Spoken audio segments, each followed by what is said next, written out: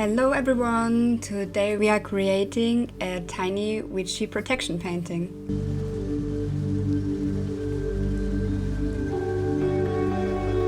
For this project I decided to use watercolor paper, ink that's typically used for calligraphy, and different types of quills and ink pens, a pencil and a frame I got from a dear friend of mine.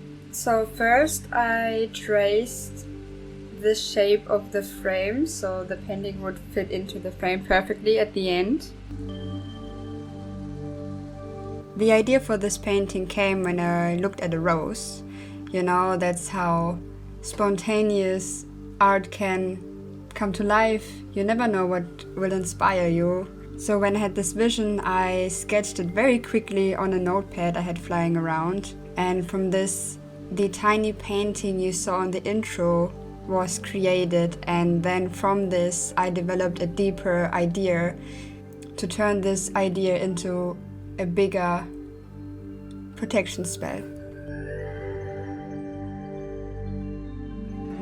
And something that always seems to happen when I draw for protection is that 100 of eyes just suddenly appear.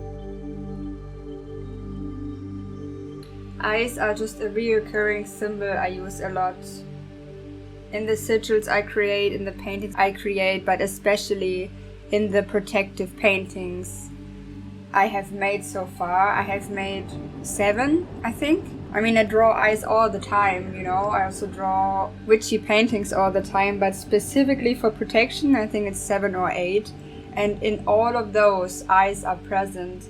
Most times they are the center symbol or even the centerpiece of the artwork itself, like in this one.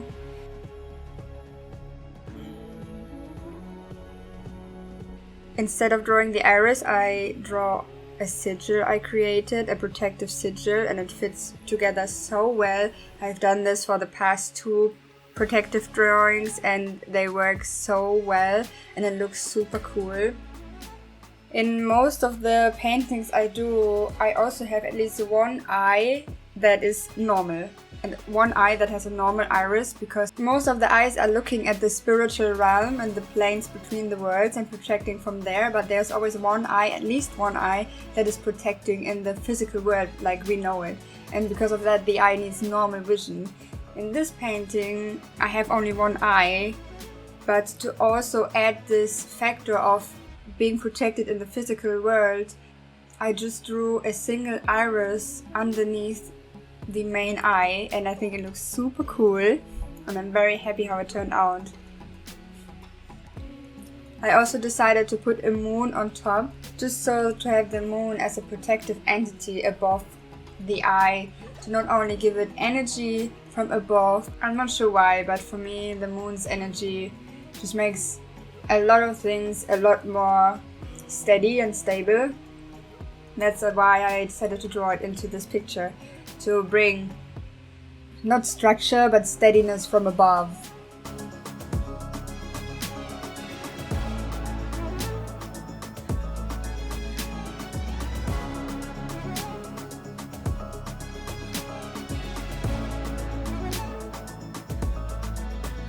So now, why did I choose the symbol of the eye for this painting? I mean, there are lots of reasons for it. I think the symbol of the eye is very powerful in itself. Also in the occult and in witchcraft and in religion, we have lots of examples of the usage for the eye as a symbol.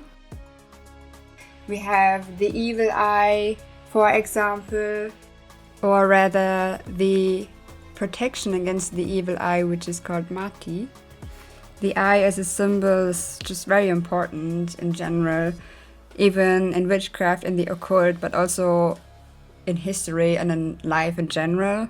The eyes are also associated with the spirit. That's why we say eyes are the mirror to the soul, right? So in that aspect it's perfect as well for protection, not only because it sees it sees the truth, and the essence of things.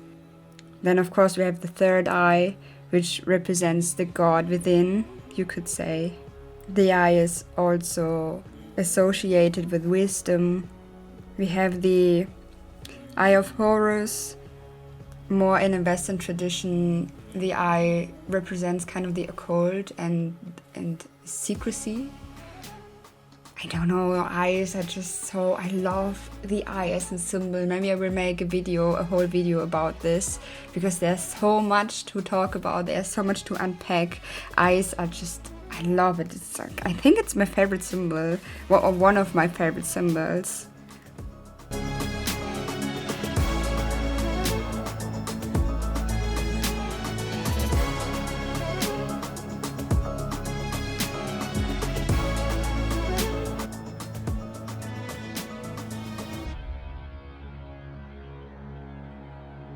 Numerology aspect, because of the number 3. I love working in 3s, like 3, 6 and 9, or 2 and 4, it depends, but 3 is a very, very powerful number. It's a very witchy number, as we all know.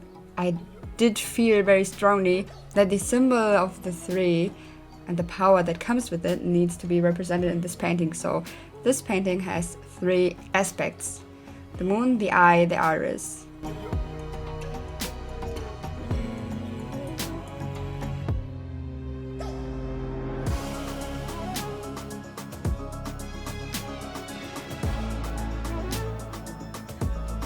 Also, when I draw, I make many mistakes, like almost all artists do, and I just started incorporating these mistakes into my drawing. So with the main eye, for example, you can see that in the beginning I drew the iris too large and I didn't like how it felt, so I drew one inside again to make it a bit smaller, but when I was inking I just decided to keep it that way. So it has just 2 irises. Also in the painting, in the iris below, the real or somewhat accurate one, you can see that on the right I just accidentally drew the circle too big, so instead of erasing that I just kept both of them. I don't know, it just feels right. Also, most of the time I don't erase my lines when I paint, so if I do a drawing with pencil beforehand, most of the time I just leave the pencil drawing underneath. I think I am a chaotic artist. Also, as you can see, I again made some mistakes when I wanted to erase some of the lines, and the eraser hit the ink that wasn't dried yet, so it smeared the ink in places it wasn't supposed to go. But I just run with it, it's fine. I don't even, sometimes or most times I'm not even angry about these things, you know. I think it's just the chaotic flow of creating, and I don't know, I made my peace with it. Also, because of that, I do generally love what I create, you know. There's this idea that artists hate their art, absolutely hate their art, and they're so critical of their own art and never think they're good enough. And I do think I left this mindset behind.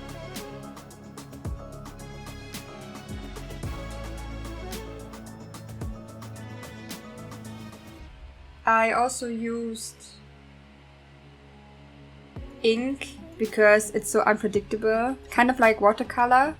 No, it's like watercolor. Watercolor is even more unpredictable in some sense, but somehow ink feels, there's a certain energy and a certain power to it I really like. So sometimes I just decide, instead of writing with it, I draw with it. And this is one of the pieces. I have three of the protective pieces I did are with ink instead of paint.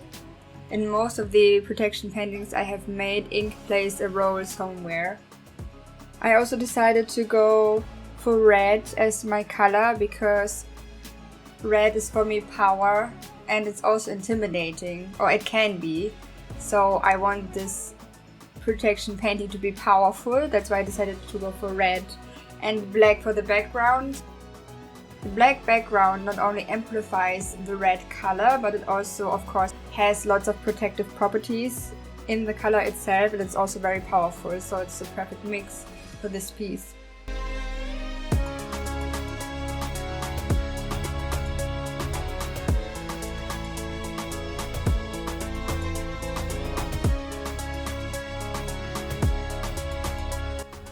Also, you could say what makes a painting different from a witchy painting, or the process of painting a witchy painting, what's different about it than normally painting. And I needed a good chunk of time to figure that out myself, and I think I'm also still learning, but the main difference is the intent.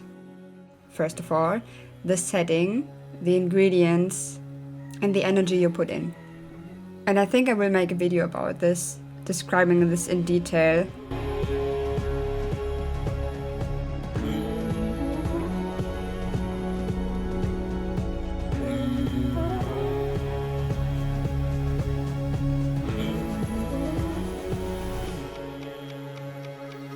I also decided to edit these white lines.